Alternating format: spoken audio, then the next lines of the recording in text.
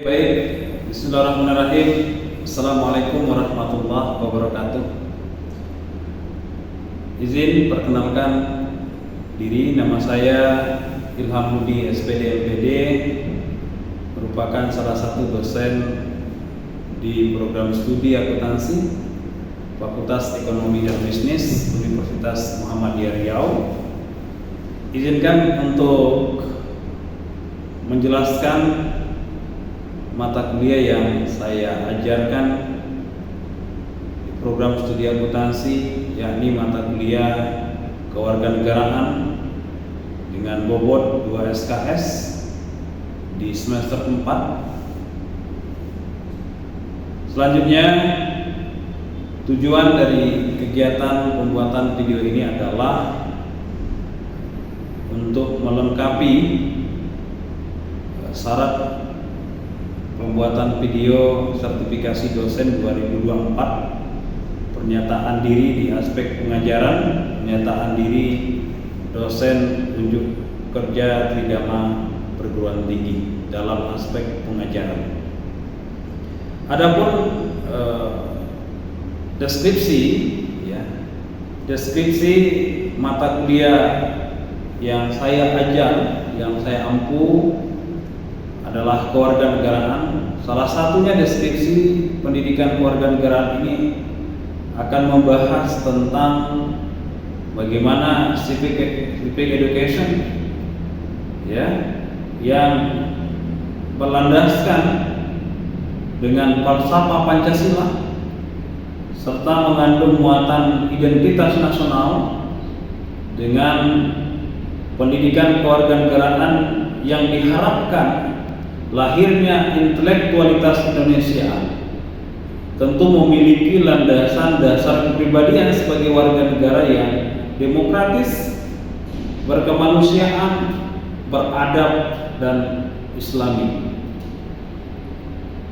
Sedangkan capaian pembelajaran mata kuliah pendidikan kewarganegaraan ini salah satunya adalah mahasiswa mampu menalar dan menyusun argumentasi pendidikan kewarganegaraan sebagai komponen mata kuliah wajib kurikulum hari ini MKWK yang diatur dalam Undang-Undang Nomor 12 Pasal 35 Ayat 5 dan Ayat 3 dalam sistem pendidikan tinggi di Indonesia. Selanjutnya, capaian mata kuliah kita yang saya ajar ini adalah mampu menjelaskan dan mempresentasikan bagaimana hak dan kewajiban warga negara Indonesia. Selanjutnya, mahasiswa itu mampu nanti menjelaskan bagaimana bela negara, termasuk juga memiliki kesadaran berdemokrasi,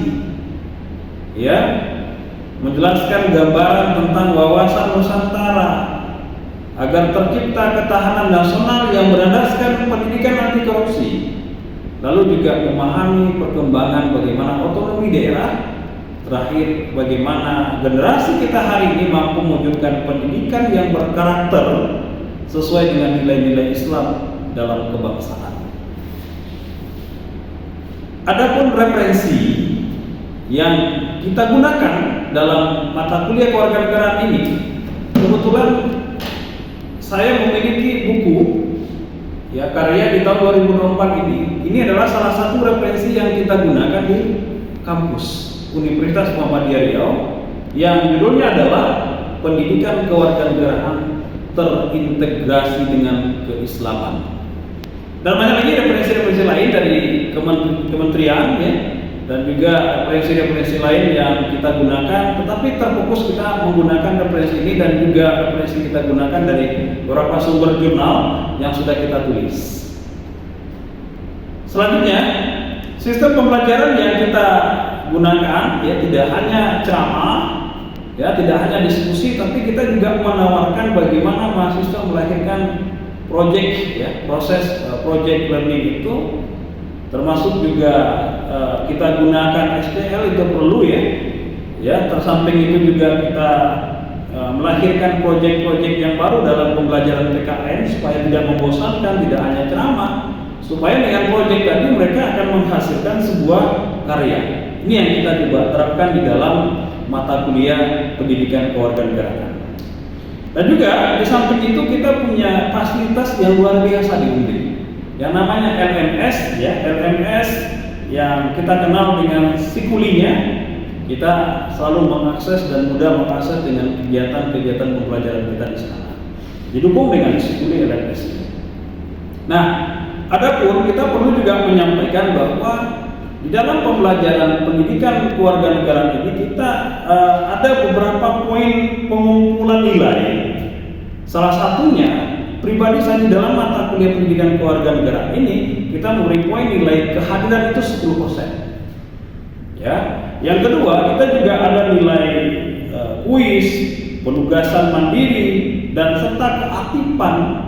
Dan di dalam poin ini kita selipkan nilai etika mereka. Ini poinnya adalah 30%. Jadi yang terpenting adalah nilai etika dan attitude mahasiswa. Itu poinnya adalah 30%. Diskusi kelompok, mereka juga aktif beretika, beraktif bertanya, memberikan respons dalam kegiatan diskusi, kita kasih poin 20%. Di samping itu ada UTS, kita kasih 20%, dan terakhir ada evaluasi ujian akhir semester, poinnya juga 20%. Jadi total poin semuanya adalah 100%. Dan ini beberapa hal yang perlu kita sampaikan dalam pengantar mata kuliah pendidikan kewarganegaraan atau kewarganegaraan ini. Maka demikian barangkali informasi yang dapat kita sampaikan ya dalam materi pendidikan kewarganegaraan atau mata kuliah pendidikan kewarganegaraan.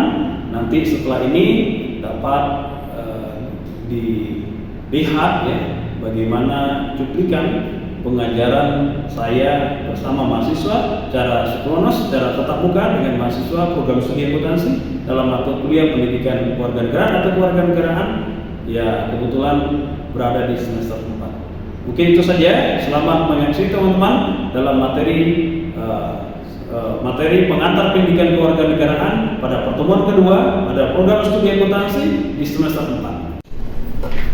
Baik, bismillahirrahmanirrahim. Assalamualaikum warahmatullahi wabarakatuh. Waalaikumsalam warahmatullahi wabarakatuh. Sehat? Alhamdulillah, bersyukur kita kembali pada Allah dengan mengucapkan alhamdulillahirabbil alamin. Berselawat kita kepada Nabi Muhammad SAW dengan ucapan Allahumma shalli ala Muhammad. Baik, Anda semuanya, bertemu kembali kita di pertemuan yang kedua, ya, mata kuliah pendidikan kewarganegaraan. Minggu lalu kita sudah menjelaskan bagaimana kontrak perkuliahan tentang mata kuliah yang kita ajarkan pada kesempatan pagi menjelang siang ini. Nah, hari ini kita dengan kegelisahan intelektualitas kita, ya, teman-teman mahasiswa. Maka hari ini kita bertemu lagi dengan mata kuliah yang pertama pendidikan kewarganegaraan dengan materinya adalah pengantar pendidikan kewarganegaraan. Nah, maka capaian yang harus dicapai oleh mahasiswa ya pada pertemuan hari ini adalah ada beberapa pertanyaan yang akan kita sampaikan nanti. Salah satu pertanyaannya adalah mengapa calon sarjana itu perlu belajar pendidikan kewarganegaraan? Nah, ini yang mesti harus kita jawab. Ya, oke. Pada kawan-kawan mahasiswa, teman-teman mahasiswa, jika ada yang ingin menjawab terlebih dahulu, boleh angkat tangannya. Silakan. Jika ada pertanyaan, silakan. Mengapa calon sarjana itu perlu belajar pendidikan kewarganegaraan? Ada? Silakan. Ada jawaban Anda?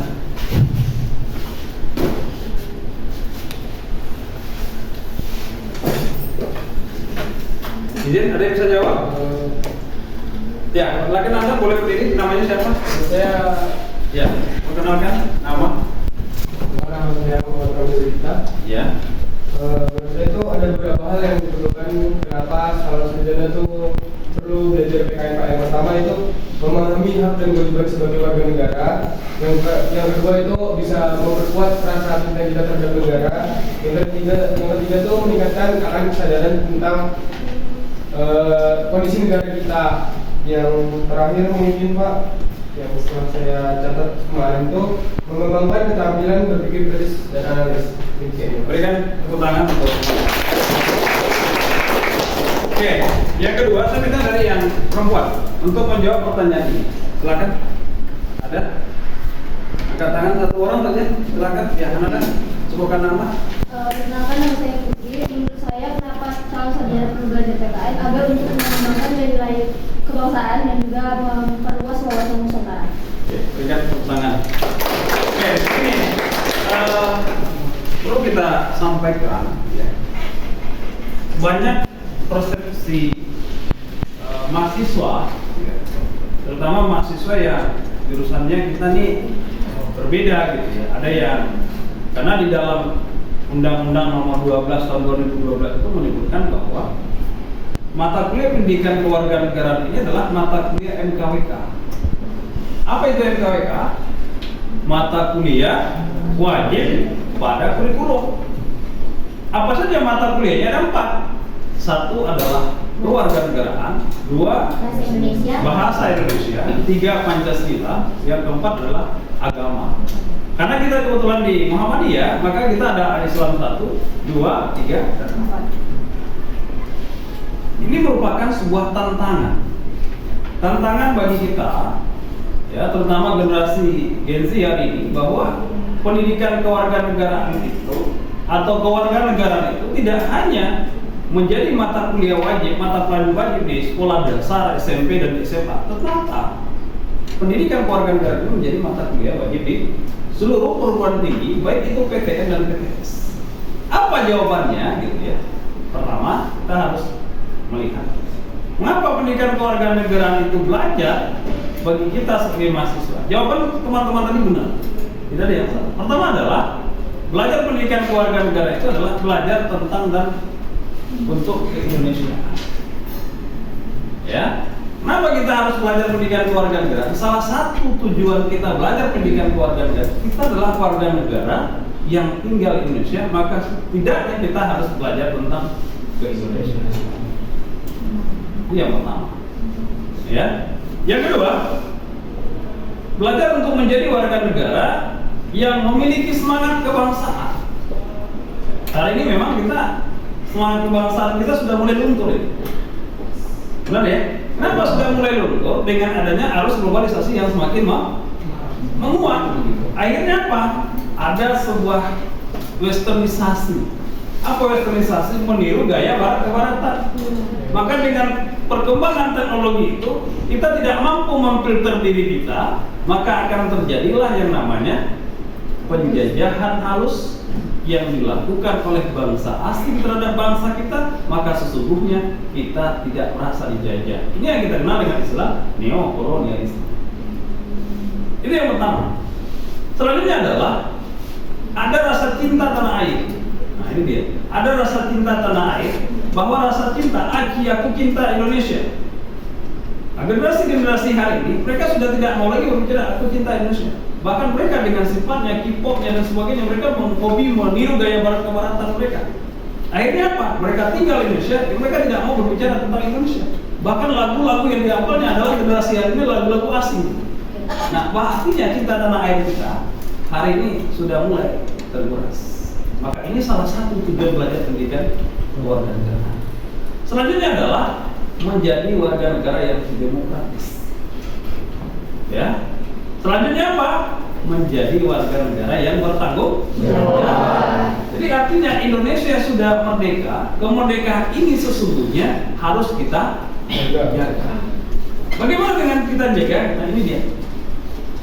Yang ketiga adalah sebagai warga negara kita harus ikut andil dalam bela negara. Timbul pertanyaan, jika Anda tahu tanggal berapakah setiap tahunnya diperingati Hari Bela Negara? Tanggal berapa? 19 Desember. Ya, siapa namanya? Syur. Ya, boleh. Jawabannya benar. Setiap tanggal 19 Desember maka diperingati Hari Bela Negara. Menurut Profesor, dan di dalam MSc dalam bukunya ada 4 elemen wajib bela negara. Pertanyaannya, siapa yang 4 itu yang harus menjaga negara? Angkat tangan, jika tahu.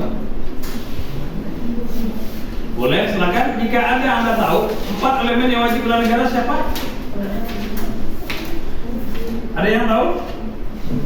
Ya, silakan boleh berdiri Anda. Ya, boleh silakan berdiri supaya bisa didengarkan oleh teman-teman yang lain. Pertama, pihak berwajib seperti polisi dan TNI. Yang kedua,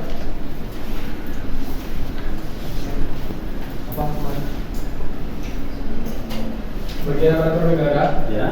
Seperti mungkin itu aja Pak. Maaf Pak. Ya, ada lagi yang menambahkan? Ya, silakan. Namanya siapa? Ya. Yang pertama alat negara, Ya. yang kedua wamil, Ya. yang ketiga PKN, yang keempat semua profesi. Oke, berikan tepuk tangan jawabannya benar. Ada 4 hal elemen yang wajib bela negara itu. Pertama yang harus bela negara itu pertama adalah alat negara. Ya. Siapa alat negara itu? Ada polisi, Polri dan mereka sudah mewakafkan dirinya untuk menjaga negara. Yang kedua siapa? Wajib militer. Wajib militer itu siapa? Orang masyarakat yang sudah dididik, dilatih untuk menjaga keutuhan negara. Walaupun hari ini memang tidak ada lagi wamil. Nah, maka dari itu kita butuh untuk membantah teori itu. Kita buat nanti buku referensi baru gitu ya. Dan yang ketiga siapa? Pendidikan kewarganegaraan ini salah satu bagian dari untuk menjaga keutuhan negara. Jadi maka mata kuliah pendidikan kewarganegaraan itu maka disebut mata kuliah wajib pada kurikulum. Maka setiap prodi, baik itu D3 dan S1 maupun perguruan tinggi negeri dan swasta, maka mata kuliah ini adalah mata kuliah wajib. Kalau tidak ada tercantum mata kuliah Anda di dalam transkrip nilai nanti, maka nomor untuk pembuatan ijazahnya mau dibuat apa? Jadi begitu pentingnya mata kuliah pendidikan kewarganegaraan. Yang keempat adalah semua profesi. Apapun profesi kita, termasuk profesi kita apakah mungkin dosen, sebagai mahasiswa, apa saja gitu. Maka semua profesi yang ada di Indonesia, maka salah satunya mereka wajib untuk mempertahankan negara sesuai dengan tupoksi mereka sebagai warga negara. Ini adalah salah satu urgensi. Ada 4 mata kuliah yang menjadikan mata kuliah wajib itu salah satunya adalah kewarganegaraan yang hari ini kita ajarkan. Boleh kita lihat pendidikan kewarganegaraan ini tidak hanya diajarkan di Indonesia saja, tetapi pendidikan kewarganegaraan ini sesungguhnya diajarkan hampir di seluruh negara di dunia. Ya, salah satunya adalah Indonesia. Walaupun dengan istilah nama yang berbeda. Salah satunya boleh kita lihat di Malaysia misalnya. Malaysia itu belajar pendidikan kewarganegaraan, tapi namanya adalah pendidikan sipil kewarganegaraan. Ya, pendidikan sipil kewarganegaraan. Australia juga belajar pendidikan social studies. Ya, termasuk Singapura belajar sipil ya moral education. Sedangkan di Amerika Serikat belajar tentang disebut dengan istilahnya civic education. Artinya apa? Setiap negara itu perlu menjadikan mata pelajaran ini adalah mata kuliah wajib mereka. Apa alasannya? Salah satu alasannya supaya negara itu ingin menjadi negara eksis. Keeksisan sebuah negara yang harus dididik adalah warga negara. Salah satu yang harus ini adalah warga negara. Kalau negaranya mau maju, maka warga negaranya harus cerdas. Dan tidak cukup cerdas, tapi kecerdasan itu dibungkus dengan kebaikan. Maka ada 3 tipe warga negara. Pertama, kata Raden yang kelar itu 3 tipe warga negara disebut dengan stone citizen. Warga negara stone citizen, warga negara busa, warga negara batu. Ini bukan warga negara ideal. Warga negara busa itu warga negara yang tidak punya pendirian. Ya, mudah-mudahan terombang-ambing dengan situasi yang ada. Nah, ini salah satu menjadi ancaman bagi negara kita. Kalau warga negaranya seperti ini.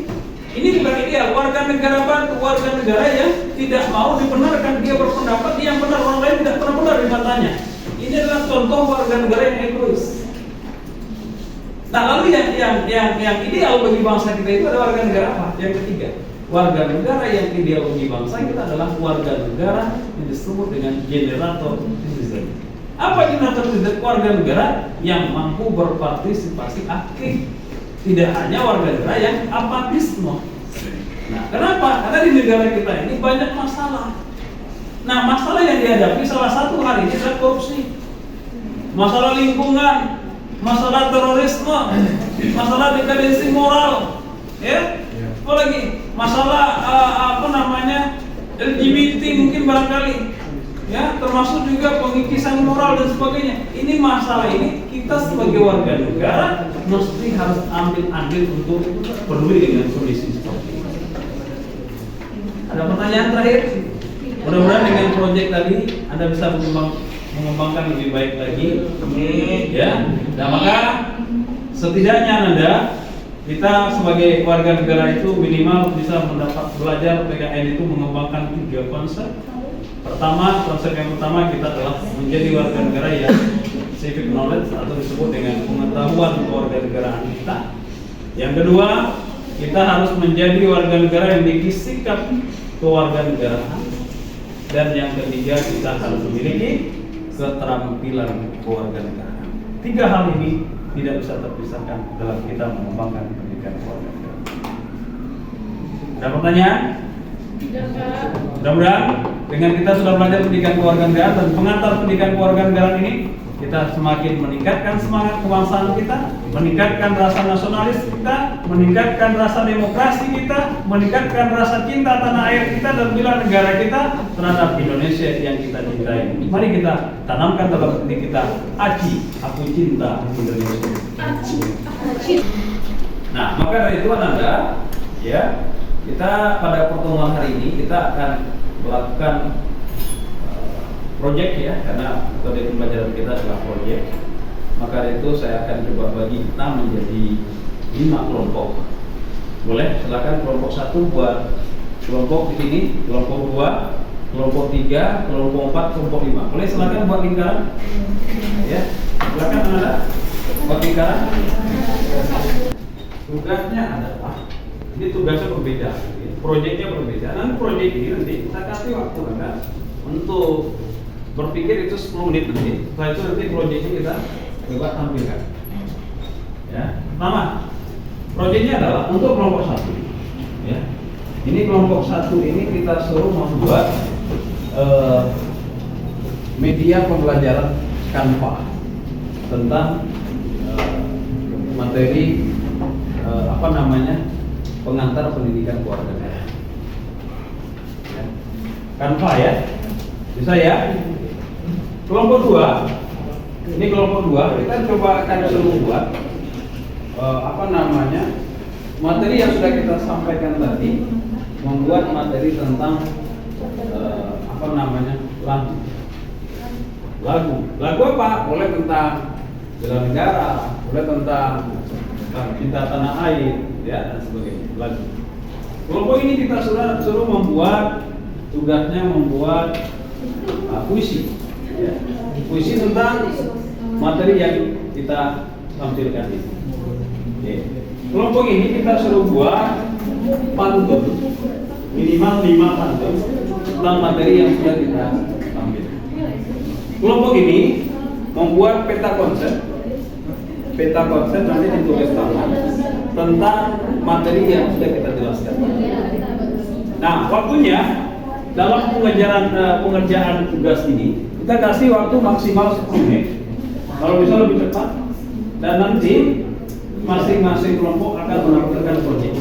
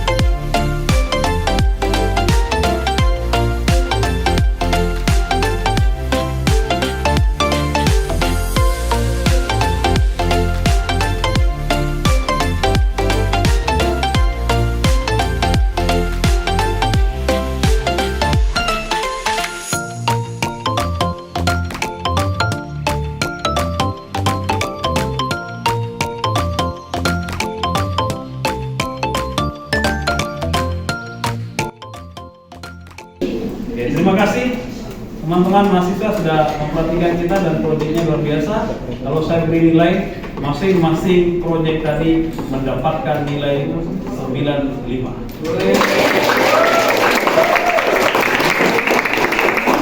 Mungkin sampai di sini pertemuan kita pada pagi menjelang siang ini. Minggu depan kita akan sambung dengan materi yang ketiga ya, tentang identitas dan integrasi nasional. Itu saja, dan mohon maaf atas segala kekurangan dan kehilafan. Saya tutup perkuliahan ini dengan mengucapkan alhamdulillah.